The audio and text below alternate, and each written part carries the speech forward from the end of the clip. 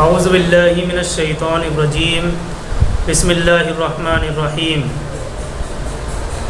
قل یا اہل الکتاب لم تصدون عن سبیل اللہ من آمن تبغونها عوجا وانتم شہداء وما اللہ بغافل عما تعملون۔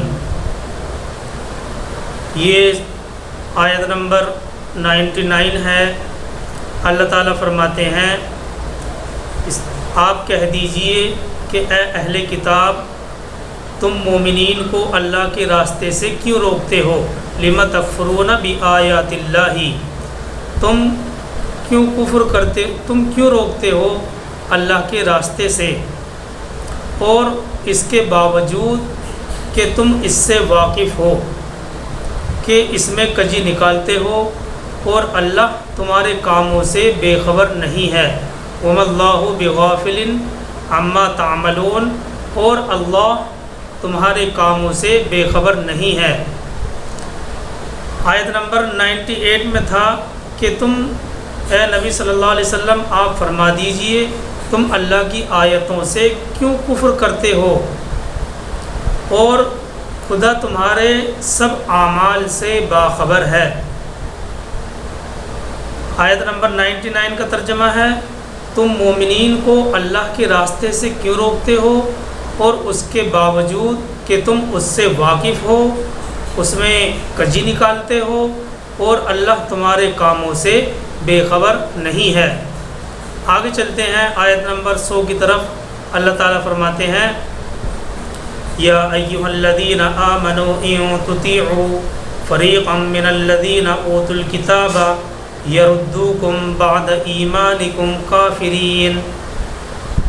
اے ایمان والو، اگر تم کہا مانو گے بعض اہل کتاب کا تو یہ تم کو تمہارے ایمان کے بعد پھر کفر کی حالت میں لوٹا دیں گے، لوٹا کر چلے جائیں گے۔ اے ایمان والو، اگر تم کہا مانو گے بعض اہل کتاب کا تو یہ تم کو تمہارے ایمان کے بعد پھر کفر کی حالت میں لوٹا کر چلے جائیں گے۔ مطلب بالکل واضح ہے، الگ سے وضاحت کرنے کی ضرورت نہیں ہے، یہ اس طرح کی آیتیں کئی بار آ چکی ہیں۔ آگے چلتے ہیں آیت نمبر 101 کی طرف۔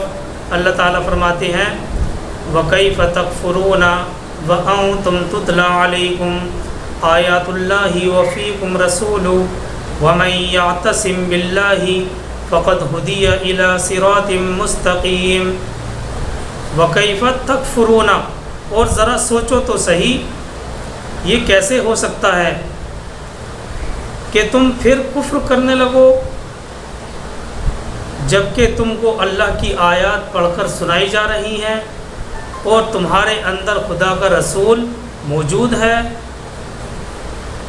وکیف تکفرون وانتم تتلی علیکم آیات اللہ وفیکم رسول ومن یعتصم باللہ فقد ہدی الی صراط مستقیم۔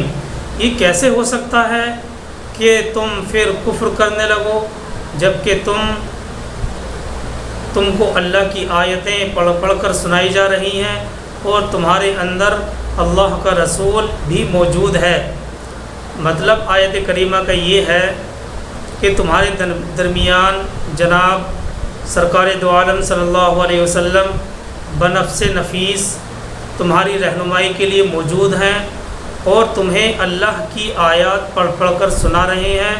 اس سے اندازہ کیا جا سکتا ہے کہ مدینے میں علماء یہود کا کتنا اثر تھا۔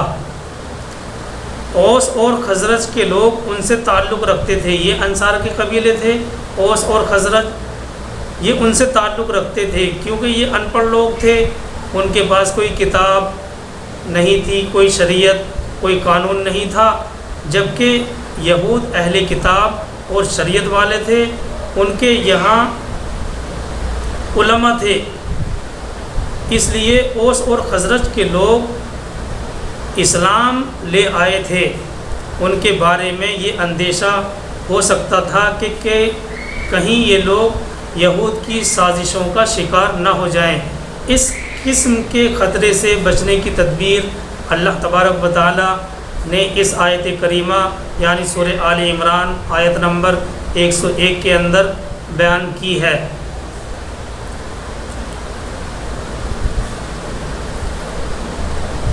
مطلب یہ ہے کہ تمہارے درمیان خود سرکار دو عالم صلی اللہ علیہ وسلم موجود ہیں اور تمہیں اللہ کی آیتیں پڑھ پڑھ کر سنا رہے ہیں۔ اس سے اندازہ لگایا جا سکتا ہے کہ علماء یہود کا کتنا اثر تھا۔ اوس و خزرج تو نئے مسلم ہوئے تھے، تو ان کے بہک جانے کا زیادہ خطرہ ہو سکتا تھا۔ اس خطرے سے بچنے کے لیے اللہ تبارک و تعالیٰ نے آگاہ کر دیا تاکہ ان کا یہ اثر ان کے اوپر نہ رہے۔ اللہ تعالیٰ فرماتے ہیں وَكَيْفَ تَكْفُرُونَ وَأَنْتُمْ تُتْلَىٰ، کیسے ہو سکتا ہے کہ تم پھر کفر کرنے لگو جبکہ تم کو اللہ کی آیتیں پڑھ پڑھ کر سنائی جا رہی ہیں اور تمہارے اندر اللہ کا رسول موجود ہے۔ دیکھیے آیت کریمہ، یہ آیت نمبر 101 کے آخری حصے میں اللہ تعالیٰ فرماتے ہیں وَمَن يَعْتَصِم بِاللَّهِ فَقَدْ هُدِيَ إِلَىٰ صِرَاطٍ مُسْتَقِيمٍ۔ اس کا ترجمہ یہ ہے اور جو کوئی اللہ سے چمٹ جائے، وَمَن يَعْتَصِم بِاللَّهِ، اور جو شخص اللہ سے چمٹ جائے تو اس کو تو ہدایت مل گئی سیدھے راستے کی طرف۔ فقط ہدیہ الی صراط مستقیم، جو شخص چمٹ جائے، لفظی ترجمہ کر رہے ہیں ہم، جو شخص چمٹ جائے اللہ سے تو اس کو تو ہدایت مل گئی سیدھے راستے کی۔ مطلب آیت کریمہ کا یہ ہے، اس آیت کے آخری حصے کا، یعنی جو کوئی اللہ کی پناہ میں آ جائے، اللہ کے دامن کو مضبوطی سے تھام لے تو اسے ضرور بالضرور صراط مستقیم کی ہدایت ملے گی اور وہ ضلالت اور گمراہی کے خطرات سے محفوظ ہو جائے گا۔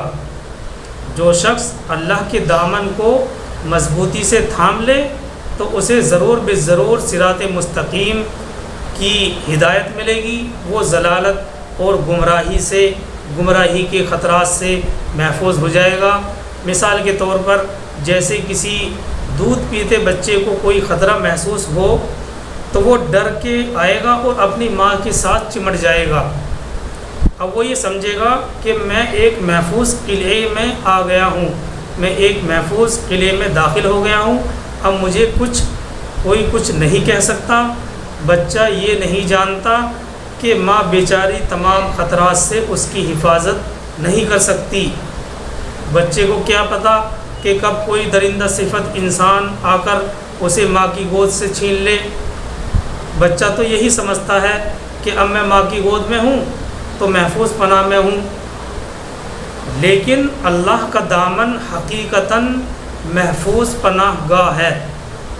اللہ کا دامن حقیقتاً محفوظ پناہ گاہ ہے، اور جو کوئی اس سے چمٹ جائے گا وہ گمراہی کی ٹھوکروں سے محفوظ ہو جاتا ہے اور سیدھے راستے پر گامزن ہو جاتا ہے۔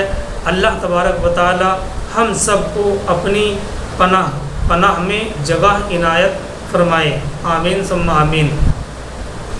دیکھیے ہمیں یہاں پر یہ یاد رکھنا چاہیے کہ آیت نمبر جو 100 ہے اس میں ایمان والے مخاطب ہیں، یا ایھا الذین آمنوا ان تطیعوا فریقا من الذین اوتوا الکتاب، کہ اے ایمان والو اگر تم، تو اس میں ایمان والے مخاطب ہیں یعنی مومنین۔ اور اس سے پہلے ہم سورہ بقرہ میں بھی پڑھ چکے ہیں ایک آیت جس میں اللہ تبارک و تعالیٰ نے ایمان والوں کو مخاطب کیا تھا، یعنی ایمان والوں سے خطاب اس کے اندر آ چکا تھا، لیکن ایمان والوں سے اصل خطاب اس آیت سے شروع ہو رہا ہے، یعنی آیت نمبر 100 سے، سورہ آل عمران آیت نمبر 100۔ اصل خطاب اللہ تبارک و تعالیٰ کا مومنین سے یہاں سے شروع ہو رہا ہے۔ اور دیکھیے قابل غور بات یہ ہے کہ یہاں اصل میں امت کو 3 زبردست عمل دیے جا رہے ہیں۔ اور وہ ایسے اعمال ہیں کہ اگر یہ امت ان 3 اعمال کو مضبوطی سے تھام لے تو سر بلند ہو جائے، کامیابی خود آ کر اس کا قدم چومے۔ اللہ تبارک و تعالی ہمیں 3 زبردست عمل دے رہے ہیں، اور وہ ایسے عمل ہیں کہ اگر یہ امت ان 3 اعمال کو مضبوطی سے تھام لے تو سر بلند ہو جائے، کامیابی آ کر اس کا قدم چومے۔ لیکن اس سے پہلے 3 اعمال کا ذکر کرنے سے پہلے ہمیں یہ یاد رکھنا چاہیے کہ یہ جو امت ہے، امت محمدیہ، اب قیامت تک رہنے والی ہے۔ قیامت تک اسے ہر طرح کے اتار چڑھاؤ سے گزرنا ہے۔ اس عرصے میں، اس زمانے میں اس امت پر زوال بھی آئے گا، اور اللہ تبارک و تعالی بلند ہمت لوگوں کو پیدا بھی کرے گا۔ جیسا کہ ہمیں معلوم ہے کہ امت کے مجددین ہر صدی کے اندر آتے رہے ہیں، اور انہوں نے ایک نیا کارنامہ انجام دیا ہے۔ لیکن جب بھی دین کو نیا کرنے کا کوئی کام ہو یا دین کو از سر نو تازہ کرنے کی کوشش ہو تو اس کا ایک زبردست عمل ہوتا ہے، اور وہ زبردست عمل سورہ آل عمران کی ان 3 آیتوں میں نہایت ہی جامعیت کے ساتھ بتلایا گیا ہے۔ تو 3 عمل کون کون سے ہیں؟ پہلے عمل کی طرف ہم چلتے ہیں۔ اللہ تعالیٰ فرماتے ہیں آیت نمبر 102 کے اندر، یا ایھا الذین آمنوا اتقوا اللہ حق تقاتہ ولا تموتن الا وانتم مسلمون۔ اے ایمان والو، اللہ کا تقوی اختیار کرو جتنا کہ اس کے تقوی کا حق ہے۔ آسان الفاظ میں ہم یہ بھی ترجمہ کر سکتے ہیں، اے ایمان والو اللہ سے ڈرو جیسا کہ اس سے ڈرنے کا حق ہے۔ فلا تموتن ولا تموتن الا وانتم مسلمون، اور تمہیں صرف فرما برداری کی حالت ہی میں موت آئے، اور تمہیں صرف فرما برداری کی حالت میں موت آئے۔ قرآن مجید میں تقوی کی تلقین کے لیے یہ سب سے گاڑھی آیت ہے، سب سے جامع آیت ہے۔ اس آیت یہی وجہ ہے کہ اس آیت کریمہ کے نازل ہونے کے بعد صحابہ اکرام گھبرا گئے تھے کہ یا رسول اللہ صلی اللہ علیہ وسلم، اللہ کے تقوی کا حق کون ادا کر سکتا ہے؟ پھر جب سورہ تغابن کی پارہ نمبر 28 کی آیت نمبر 16 نازل ہوئی تو صحابہ اکرام کی جان میں جان آئی، جس میں بتایا گیا ہے فاتقوا اللہ ما استطعتم، یعنی اپنی امکانی حد تک اللہ سے ڈرو، اللہ کا تقوی اختیار کرو۔ اور تقوی کے حکم کے ساتھ یہ بھی فرما دیا کہ تم کو فرما برداری کی حالت میں موت آئے، تم کو فرما برداری کی ہی حالت میں موت آئے۔ اس کا کیا مطلب ہے؟ اس کا مطلب یہ ہے کہ نہیں معلوم کس لمحے میں موت آ جائے، لہٰذا ہمارا کوئی لمحہ نافرمانی میں نہ گزرنے پائے۔ ہو سکتا ہے موت کا ہاتھ اسی وقت آ کر ہمیں دبوچ لے۔ یاد رکھنا چاہیے کہ اس پہلے عمل کے لیے ضروری ہے کہ افراد کو چنا جائے۔ سب سے پہلا جو عمل ہے تقوی، اس کے لیے ضروری ہے کہ افراد کو چنا جائے، کیونکہ اجتماعی اصلاح کا کوئی کام اس کے بغیر نہیں ہو سکتا۔ ضروری یہ ہے کہ افراد کو چنا جائے، کیونکہ اجتماعی اصلاح کا کوئی کام اس کے بغیر نہیں ہو سکتا۔ تو سب سے پہلا عمل تقوی ہے، اللہ کا ڈر اور اللہ کا خوف ہے۔ یہی وجہ ہے کہ جب اللہ کا خوف ہوتا ہے، دیکھیے حکومت اور پرشاسن کا خوف صرف دن کے اجالے میں، دن کی روشنی میں جرائم کو روک سکتا ہے، لیکن خوف خدا، اللہ کا خوف صرف اور صرف وہ چیز ہے جو رات کی تاریکی میں بھی، رات کے اندھیرے میں بھی گناہ سے روکے گا اور دن کے اجالے میں بھی گناہ سے روکے گا۔ اسی لیے تقوی کو عام کرنے کے لیے ضروری ہے کہ افراد کو چنا جائے، کیونکہ اجتماعی اصلاح کا کوئی کام اس کے بغیر نہیں ہو سکتا۔ اب اس کی وضاحت اور آگے آئے گی، پہلے ہم دوسرا مرحلہ بتا دیتے ہیں تاکہ سمجھنے میں آسانی ہو۔ اس کے بعد دوسرا مرحلہ اور دوسرا عمل یہ ہے کہ ایک اجتماعیت اختیار کرو۔ آیت نمبر 103 میں اللہ تبارک و تعالیٰ اسی کی طرف اشارہ فرماتے ہیں، وَاعْتَصِمُوا بِحَبْلِ اللَّهِ جَمِيعًا وَلَا تَفَرَّقُوا، وَاعْتَصِمُوا بِحَبْلِ اللَّهِ جَمِيعًا وَلَا تَفَرَّقُوا، ترجمہ اللہ کی رسی کو تھام لو مل جل کر اور فرقوں میں نہ بٹو۔ وَاعْتَصِمُوا بِحَبْلِ اللَّهِ جَمِيعًا وَلَا تَفَرَّقُوا، اور مضبوطی سے تھام لو اللہ کی رسی کو مل جل کر اور فرقوں میں نہ بٹو۔ اب سوال پیدا یہ ہوتا ہے کہ اللہ کی حفاظت میں کیسے آیا جا سکتا ہے، اور یہ کہ اللہ سے چمٹنے کا کیا مطلب ہے۔ اس کی وضاحت ان الفاظ میں ہے، وَاعْتَصِمُوا بِحَبْلِ اللَّهِ، یعنی اللہ کی رسی سے چمٹ جاؤ، اللہ کی رسی کو مضبوطی سے تھام لو۔ اور یہ اللہ کی جو رسی ہے وہ کون سی ہے؟ متعدد احادیث میں واضح ہوتا ہے کہ یہ قرآن کریم ہے، یعنی اللہ کے قرب کے لیے ضروری ہے کہ ایک طرف انسان میں تقوی پیدا ہو، دوسری طرف قرآن کے نظریات کا علم ہو، اور قرآن کی حکمت کا فہم، قرآن کی حکمت کی فہم ہمارے اندر موجود ہو۔ دیکھیے ظاہر سی بات ہے، دو چیزیں ہیں کہ ایک طرف انسان میں تقوی پیدا ہو اور دوسری طرف قرآن کے نظریات کا صحیح علم، قرآن کی حکمت کی فہم، قرآن میں جو رموز بیان کیے گئے ہیں ان کو سمجھنا، ان کے مطابق اپنی زندگی کو گزارنا۔ ہماری 24 گھنٹے کی زندگی قرآن کے مطابق ہو، یہ چاہا جا رہا ہے ہم سے۔ اب یہ ظاہر سی بات ہے کہ انسانوں میں اجتماعیت جو ہوتی ہے جانوروں کی طرح تو ہو نہیں سکتی، کہ بھیڑ بکریوں کا ایک ریوڑ ہے اور اس کا ایک چرواہا جو لکڑی لے کر سب کو ہانک رہا ہے۔ انسانوں کو جمع کرنا ہے تو ان کے ذہن ایک جیسے بنانے ہوں گے، ان کی سوچ ہمیں ایک جیسی بنانی ہوگی۔ دیکھیے انسان عاقل ہے، شعور رکھتا ہے، چنانچہ مختلف انسانوں کی اجتماعیت اسی وقت ممکن ہو سکتی ہے جبکہ ان کی سوچ ایک ہو، ان کے نظریات ایک ہوں اور ان کے مقاصد بھی ایک ہوں۔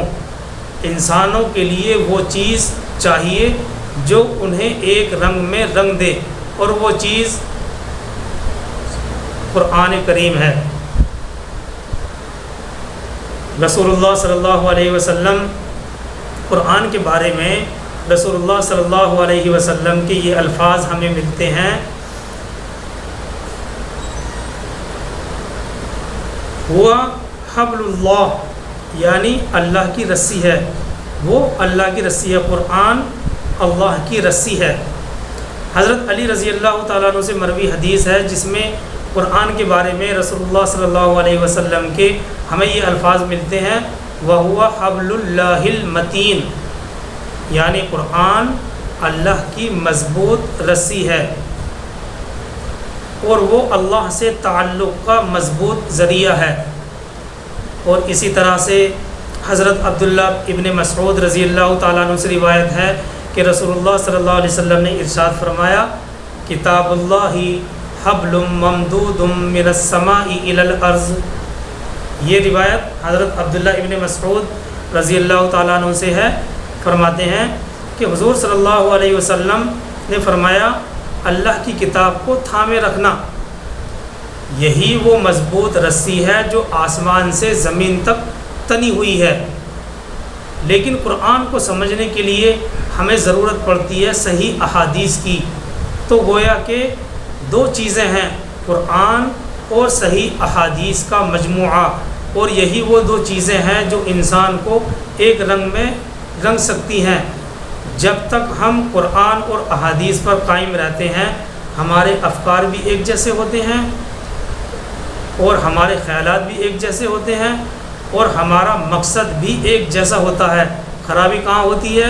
خرابی صرف وہیں سے پیدا ہوتی ہے جب ان دونوں رسیوں کو ہم نظر انداز کر دیتے ہیں۔ اب رہ جاتا ہے تیسرا مرحلہ۔ تیسرا مرحلہ جب یہ دونوں عمل ہمارے اندر پیدا ہو جائیں گے، یعنی افراد سازی، کیونکہ افراد کے بغیر اس اجتماعی اصلاح کا کوئی کام اس کے بغیر ممکن نہیں۔ دوسرا، جب یہ دونوں چیزیں ہمارے اندر پیدا، دوسرا اجتماعیت، اور تیسرا مرحلہ جب یہ دونوں عمل پیدا ہو جائیں گے تو فرقوں میں بٹنا خود بخود بند ہو جائے گا۔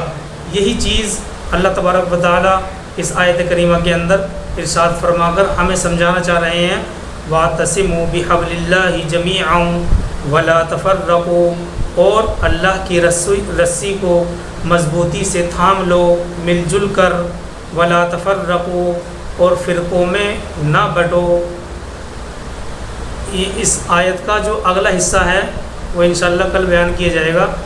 تو اس میں ہمارے لیے زبردست، امت کے لیے 3 زبردست عمل دیے گئے ہیں، اور یہ ایسے اعمال ہیں کہ اگر یہ امت ان 3 اعمال کو مضبوطی سے تھام لے تو سر بلند ہو جائے اور کامیابی خود آ کر اس کا قدم چومے۔ اللہ تبارک و تعالی ہم سب کو ان تینوں عملوں پر عمل کرنے کی توفیق مرحمت فرمائے۔ سبحان اللہ و بحمدہ، سبحانک اللہم و بحمدک، ونشہد ان لا الہ الا انت ونستغفرک ونتوب الیک۔ سبحان ربک رب العزۃ عما یصفون وسلام علی المرسلین والحمد للہ۔